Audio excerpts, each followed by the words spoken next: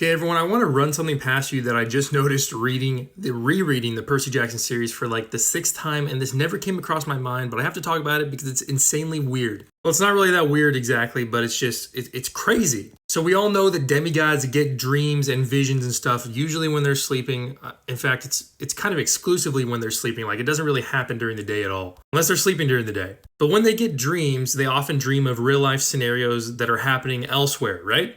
So can anybody explain to me why every single time Percy Jackson falls asleep, with no exception, every single time he falls asleep, he has a dream that directly pertains to the plot?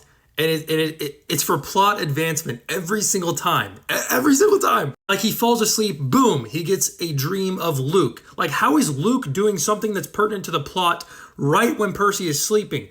How is he lining up what he's doing with Percy's sleeping time so that the reader knows what Luke is doing, because Percy falls asleep right when Luke is doing the stuff? Like, I can't be the only one that's thought of this. And we know that Percy is sleeping directly when these things are happening to these other people, because during some of his dreams, somebody in the dream notices that he's eavesdropping and they attack him, and then he wakes up.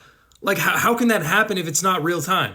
It's like Percy falls asleep and then he goes to sleep, and then he has a dream of Luke, like, oh, we're going to attack Camp Half-Blood tomorrow. And Percy's like, oh my gosh, I had no idea. What an amazing dream. Thank you for that dream. Like, thank you for the fair warning, dream, even though it makes no sense that this would even happen. Like, I love The Last Olympian. I truly think that that might be like top 3 of the books Rick Riordan has ever written. It is an amazing book.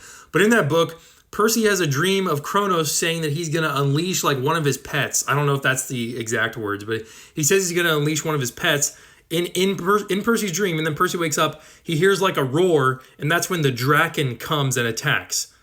Like, he has the warning from Kronos somehow, and then it attacks. Like, what if Percy hadn't been falling asleep at that point?